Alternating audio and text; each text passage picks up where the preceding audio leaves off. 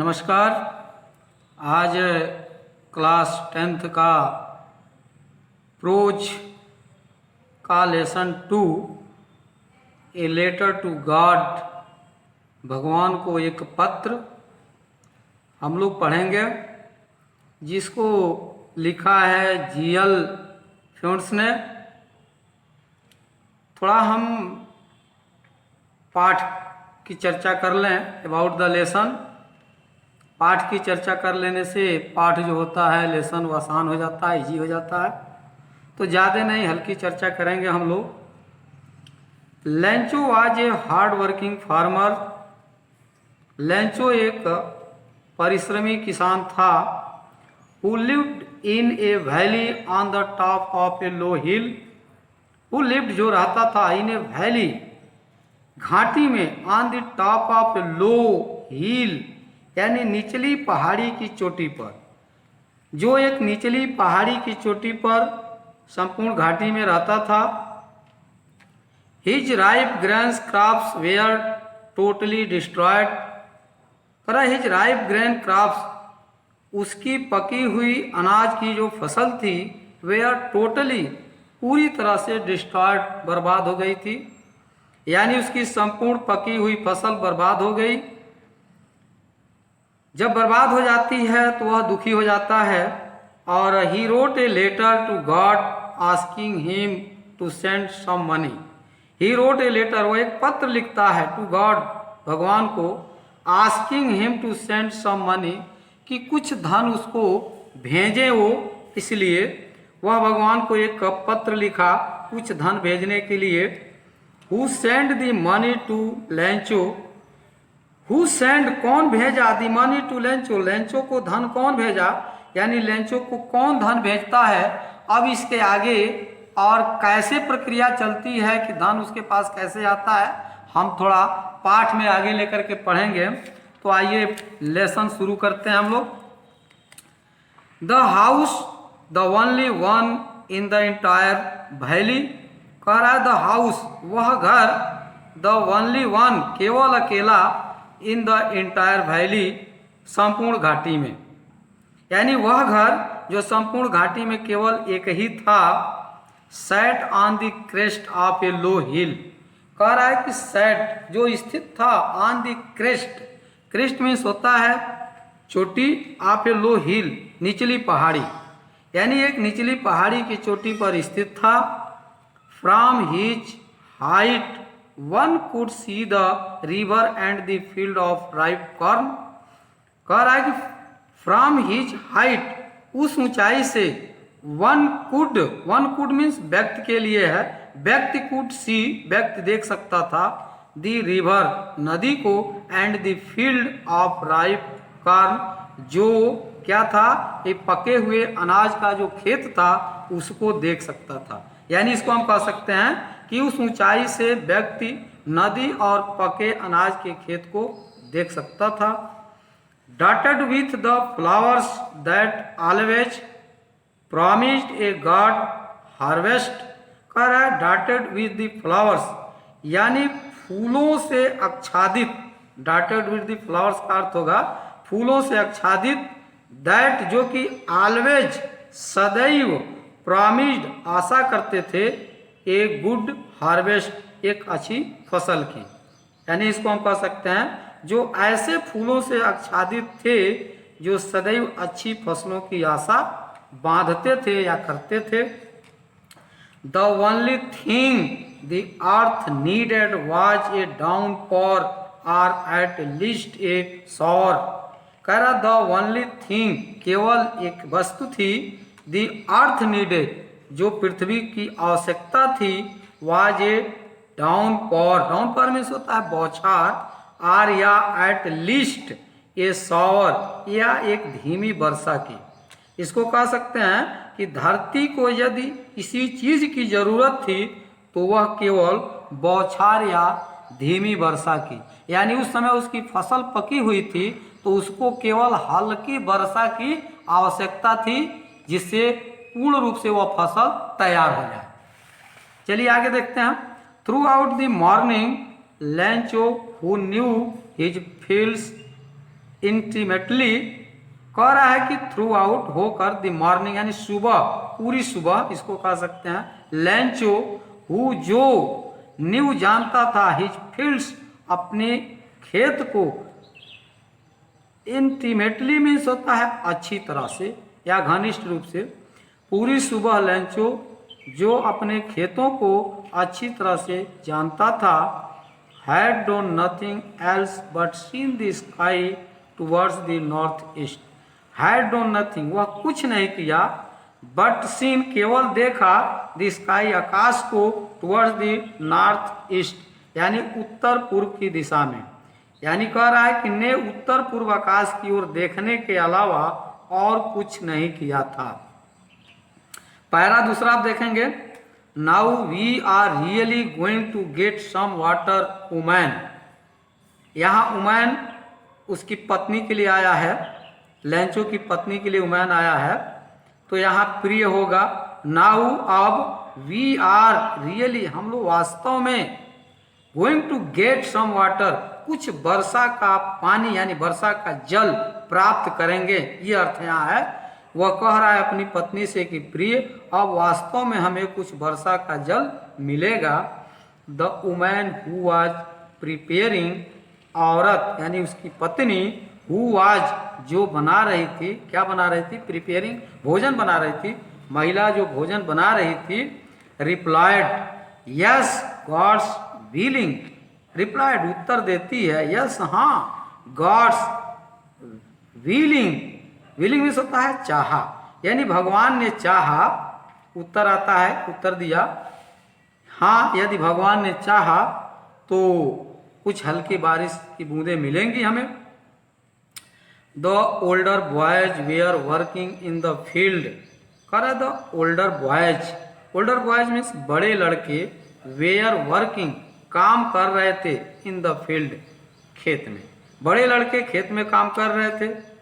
While the smaller ones were playing near the house, while, जबकि, the smaller ones, ones यहाँ boys के लिए आया है, बच्चों के लिए आया है, स्मॉलर वंस यानी छोटे लड़के, वेयर प्लेइंग, खेल रहे थे, नियर द हाउस, घर के बगल में या पास में, जबकि छोटे लड़के घर के पास ही खेल रहे थे, इसका अर्थ हो जाएगा। आगे देखें, until the woman called them all, कह रहा है कि कम फॉर डिनर, अंटिल, तब, द वुमैन, महिला यानी लेंचो की पत्नी, कॉल्ड, कही, पुकारी, टू देम ऑल, सभी को, कम फॉर डिनर, भोजन करने के लिए। तब महिला ने सबको आवाज दी, खाने के लिए आओ, यानी भोजन करने के लिए आओ। It was during the meal that just as Lencho had predicted, कह रहा है it was during the meal, यानी भोजन के दौरान, जब भोजन चल रहा था उसी दौरान, जस्ट, तभी, as Lencho had predicted, predicted means होता है भविष्यवाणी करना, तो कह रहा है कि भोजन के समय ठीक जैसा कि लेंचो ने भविष्यवाणी की थी, big drops of rain began to fall, big drops, बड़ी बूंदें, ऑफ रेन, वर्षा की, बारिश की बड़ी बूंदें, बिगन टू फॉल, शुरू हो गई, टू फॉल, गिरना, यानी वर्षा की बड़ी बड़ी बूंदें गिरने लगी। In the north east huge mountains of cloud be seen approaching, कह रहा है in the north east means उत्तर पूर्व में, ह्यूज माउंटेन्स ऑफ क्लाउड्स, कह रहा है कि क्लाउड्स मीन्स होता है बादल, माउंटेन्स मीन्स पहाड़ जैसे, ह्यूज, बड़े बड़े, यानी बड़े बड़े पहाड़ जैसे बादल, क्लाउड भी सीन, दिखाई देने लगे, अप्रोचिंग यानी दिखाई देने लगे, आते हुए, यानी कह रहा है उत्तर पूर्व में बड़े बड़े पहाड़ जैसे बादल आते हुए दिखाई दिए। The air was fresh and sweet, the air was fresh, हवा जो थी वो ताजी थी, एंड स्वीट, और सुगंधित थी, यानी मधुर थी, हवा ताजी और सुगंधित थी। आगे देखें, the man went out for no other reason than to have the pleasure of feeling the rain on his body, the man went out, आदमी गया बाहर। कौन आदमी? यानी लंचो के लिए गया है, लंचो के लिए गया, लंचो बाहर गया। फॉर नो अदर रीजन, उसका कोई कारण नहीं था, than to have the pleasure, वह प्रसन्न था यानी प्रसन्नता ऑफ फीलिंग, महसूस करने के लिए, the rain on his body. Rain his body माने वर्षा की बूंदे उसके शरीर पर पड़े, इसकी फीलिंग करने के लिए, महसूस करने के लिए, प्रसन्नता महसूस करने के लिए वो बाहर गया। तो इसको हम कह सकते हैं कि वह व्यक्ति मीन्स लंचो बाहर चला गया। इसका कारण वर्षा के सुख को अपने शरीर पर अनुभव करने के अतिरिक्त और कुछ नहीं था। ठीक है। And when he return he exclaimed, कह रहा है एंड व्हेन, जब वह, व्हेन एंड और जब, ही रिटर्न, वह रिटर्न वापस आया, ही एक्सक्लेम्ड, कह रहा एक्सक्लेम्ड मीन्स होता है विस्मय से बोला, और जब वह वापस आया तो विस्मय से बोला।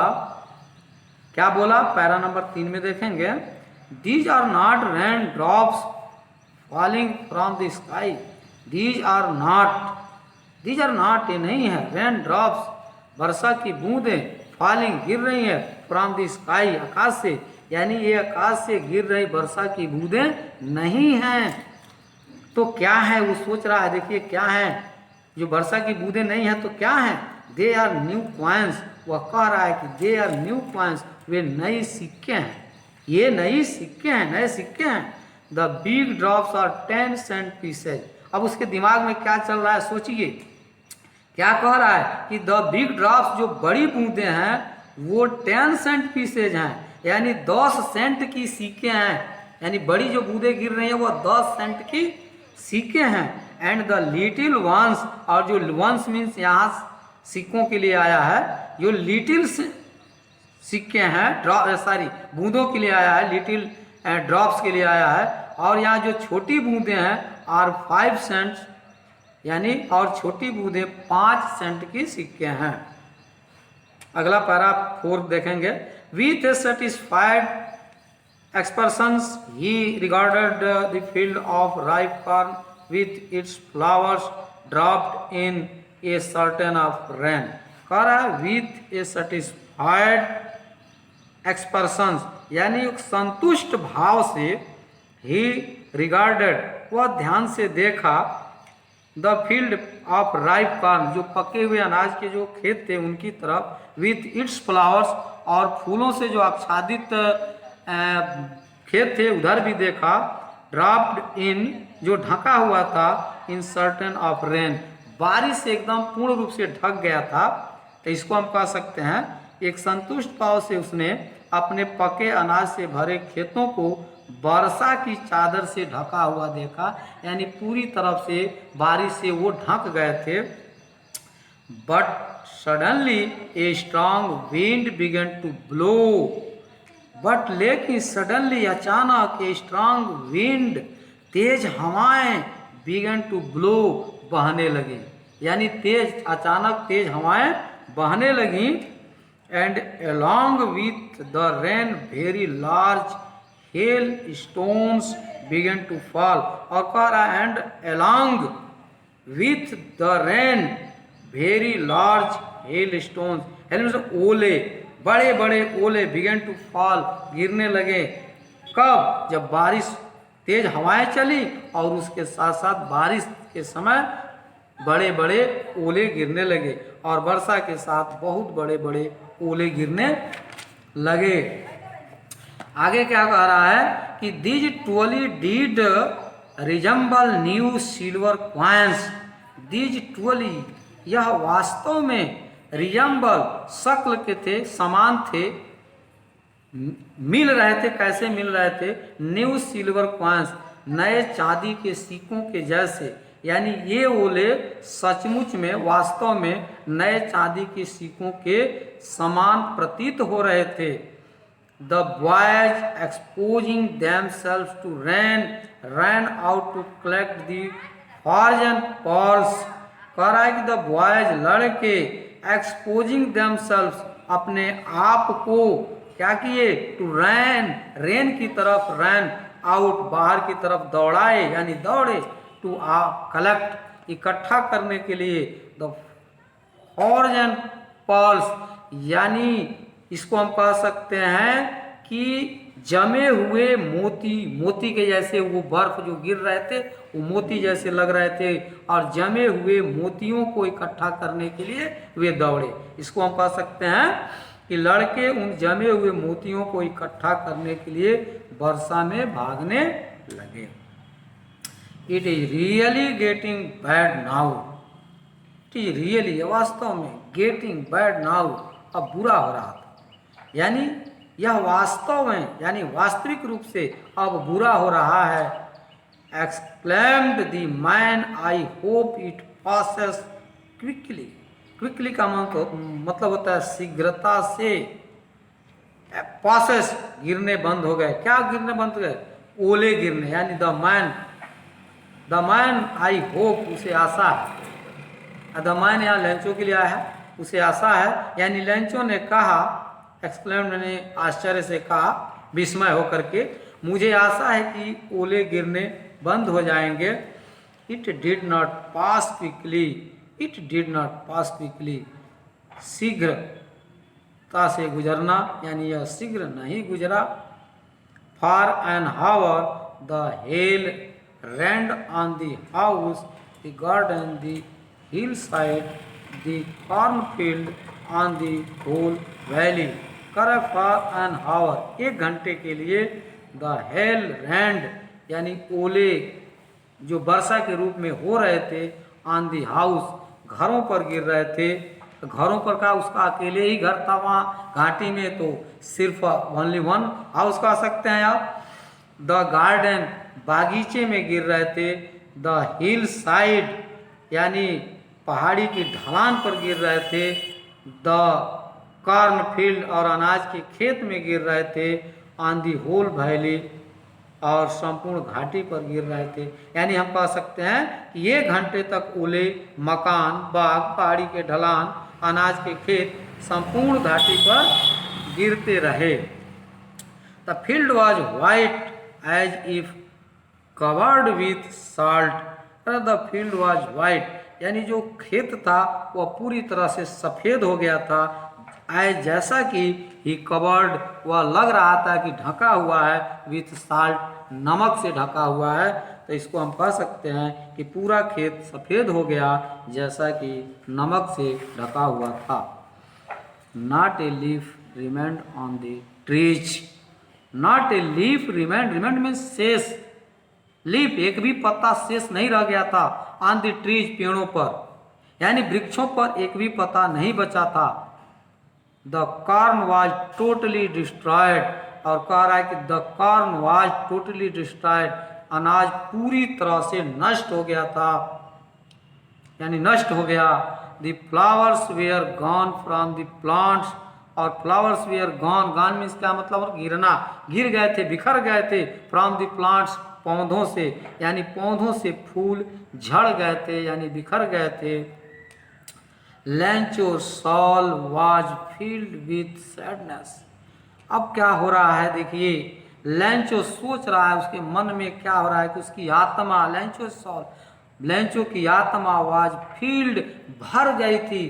किससे भर गई थी? विथ सैडनेस, दुख से, यानी उसका खेत एकदम बर्बाद हो गया था और उसकी जो आत्मा थी वह दुख से पूरी तरह से भर गई थी यानी वह पूरी तरह से टूट गया था। तो इसको कह सकते हैं कि लेंचो की आत्मा दुखी हो गई यानी पूरी तरह से वह टूट हो गया था यानी बर्बाद हो गया था।